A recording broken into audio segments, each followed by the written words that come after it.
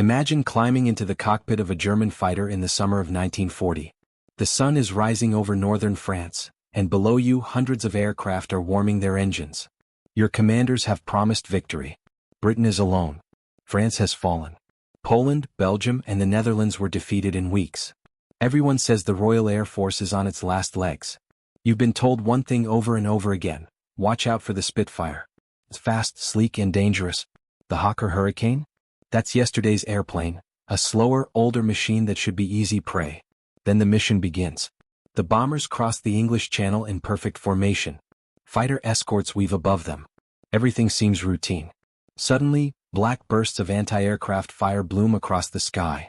Then someone yells over the radio. Hurricanes. 12 o'clock. The German pilots smile. Only hurricanes. But within minutes, that confidence vanishes. Machine gun fire tears through the bomber formation. One Heinkel rolls onto its back before exploding into flames. Another loses an engine. A Dornier begins falling toward the sea with smoke pouring from its fuselage. The attacks don't stop. Again and again, the Hurricanes dive directly into the bombers, not chasing fighters, not trying to prove which aircraft is faster, but relentlessly hunting the Luftwaffe's most valuable machines. German radio channels erupt with confusion. Where are they coming from? Protect the bombers. We're losing formation. Pilots who expected a simple escort mission suddenly find themselves scrambling to save bombers disappearing from the sky one after another. When they landed back in France, many Luftwaffe crews couldn't understand what had happened. The Hurricane wasn't supposed to do this.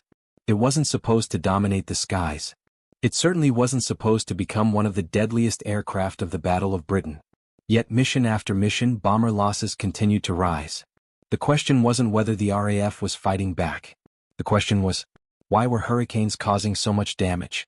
The Hawker Hurricane never looked like a revolutionary aircraft. Compared to the elegant curves of the Supermarine Spitfire, the Hurricane appeared almost old-fashioned. Its thick wings, simple construction, and fabric-covered rear fuselage made it seem like a fighter from another era. Even many British pilots believed the Spitfire was the superior machine. History would remember the Spitfire as the icon.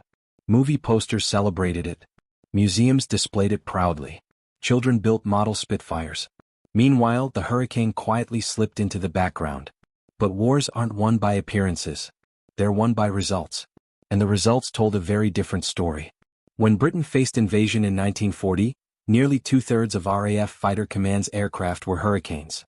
They flew more sorties, intercepted more raids, and, perhaps most importantly, destroyed more enemy aircraft than any other British fighter during the Battle of Britain.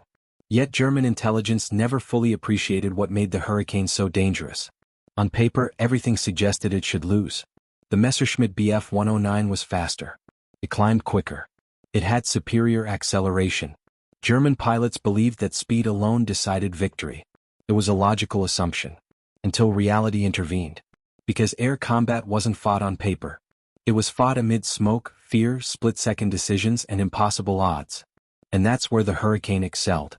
RAF pilots trained differently from what many German crews expected. Instead of engaging every fighter they saw, Hurricane squadrons were often assigned one critical mission: destroy the bombers. It sounds obvious today. But at the time, it was a tactical decision that completely changed the battle. Every bomber shot down meant fewer bombs falling on British cities, airfields, radar stations, and factories. Destroy enough bombers, and the invasion itself became impossible. The Spitfires occupied the Bf 109 escorts whenever possible. Meanwhile, Hurricanes slipped toward the bomber formations. It wasn't glamorous. It wasn't heroic dogfighting. It was systematic destruction. Again and again. Raid after raid. The German escorts often realized what was happening only after Hurricanes had already opened fire. By then it was usually too late. Bombers couldn't turn like fighters. They couldn't dive away quickly. They were slow, heavily loaded, and trapped in formation. Perfect targets. The Hurricane itself possessed another hidden advantage. It was astonishingly stable as a gun platform. While some fighters danced through the air with incredible agility, the Hurricane gave its pilot a remarkably steady aim. Its 8 Browning .303 machine guns could unleash thousands of rounds in only seconds. Against lightly armored bombers of 1940, that torrent of bullets proved devastating. Fuel tanks ignited. Engines failed. Cockpits shattered. Entire formations began breaking apart. German crews started reporting attacks that seemed almost impossible. Aircraft they believed had escaped suddenly burst into flames. Bombers flying beside them simply disappeared into smoke. Some pilots claimed they were facing far more hurricanes than actually existed. Others believed the RAF had developed entirely new tactics. They had. But the secret wasn't revolutionary technology. It was discipline, training, and choosing exactly the right target. Meanwhile, something else surprised the Luftwaffe. Hurricanes refused to die. Pilots returned with wings riddled by bullets. Large sections of fabric torn away. Control surfaces hanging loose. Sometimes entire panels were missing. Yet they landed safely. Ground crews often repaired damaged hurricanes overnight. Many aircraft that looked completely destroyed in the evening were back in combat by dawn. German intelligence struggled to understand how RAF squadrons kept replacing their losses so quickly. They weren't replacing them. They were repairing them. The Hurricane's relatively simple construction made battlefield repairs faster than almost anyone expected. Every repaired aircraft meant another fighter waiting for the next German raid. Every repaired aircraft meant another surprise. Every repaired aircraft meant another chance to tear through bomber formations. As August turned into September 1940, Luftwaffe commanders began noticing something deeply troubling. The RAF wasn't collapsing. Radar stations still worked.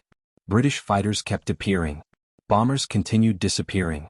Every day's reports looked slightly worse than the last. What should have been a quick campaign was becoming an exhausting battle of attrition. And somewhere inside those reports appeared the same aircraft again. The Hurricane. Not the glamorous Spitfire. Not an experimental secret weapon. Just the sturdy fighter everyone had underestimated. 4 German bomber crews, hearing the word Hurricane over the radio, no longer brought relief. It brought dread. Because if Hurricanes had found the formation, someone probably wasn't coming home. By late August 1940, the skies over southern England had become one of the most dangerous battlefields in the world. Every morning, radar operators detected large formations of German aircraft crossing the English Channel. Telephones rang across RAF Fighter Command headquarters as controllers scrambled squadrons into the air. Within minutes, Hawker Hurricanes thundered off grass runways, climbing toward the incoming bombers. Their orders were clear: ignore the escorts whenever possible, destroy the bombers. Unlike the fast and elegant Spitfire, the Hurricane wasn't expected to win spectacular dogfights. Instead, it became the RAF's workhorse, repeatedly diving into tightly packed German bomber formations. Luftwaffe pilots couldn't understand the British strategy. They expected RAF fighters to chase their Messerschmitt Bf 109 escorts, but instead, Hurricanes flew straight through walls of defensive gunfire to attack the bombers themselves. The results were devastating. A Hurricane's 8 Browning machine guns unleashed thousands of rounds in just seconds. Heinkel He 111s, Dornier Do 17s, and Junkers Ju 88s suddenly found themselves under relentless attack. Engines burst into flames, wings shattered, and bomber formations that had looked unstoppable only moments before dissolved into chaos. German radio frequencies filled with frantic calls for help as escort fighters struggled to protect bombers coming under attack from every direction. The Hurricane's secret wasn't superior speed or cutting-edge technology. It was stability, discipline, and smart tactics. Its broad wings provided an incredibly steady gun platform, allowing RAF pilots to hold their aim longer than many German fighters expected. Every burst of machine gun fire became more accurate, and every accurate burst increased the chances of bringing down another bomber. German intelligence searched desperately for an explanation. Combat reports repeatedly mentioned the same aircraft, the Hawker Hurricane. Some bomber crews insisted they had been attacked by overwhelming numbers of British fighters, even though RAF records showed only a handful were involved. Others claimed the Hurricane seemed to appear from nowhere, striking before the escorts could react. The Luftwaffe had underestimated an aircraft that wasn't trying to outfly them, it was simply doing its job with ruthless efficiency. Meanwhile, another advantage became clear on the ground. Many Hurricanes returned riddled with bullet holes, their fabric-covered fuselages torn apart and wings damaged by enemy fire. Yet RAF mechanics worked tirelessly through the night, replacing damaged sections, repairing engines, and rearming the fighters. Aircraft that looked beyond repair at sunset often returned to combat the very next morning. This simple, rugged design allowed Britain to keep more fighters in the air than German planners had anticipated. As September arrived, Adolf Hitler grew increasingly frustrated. The Luftwaffe had expected to destroy RAF Fighter Command and clear the way for an invasion of Britain. Instead, bomber losses continued to mount while British resistance showed no sign of collapsing. German commanders eventually shifted their attacks from RAF airfields to London, hoping to break civilian morale. Ironically, this decision gave Fighter Command valuable time to recover, repair damaged bases, and strengthen its defenses. Week after week, the hurricanes continued to rise into the skies. By the time the Battle of Britain reached its climax, Germany had failed to achieve the air superiority required for Operation Sea Lion, the planned invasion of Britain. Without control of the skies, the invasion could not go forward.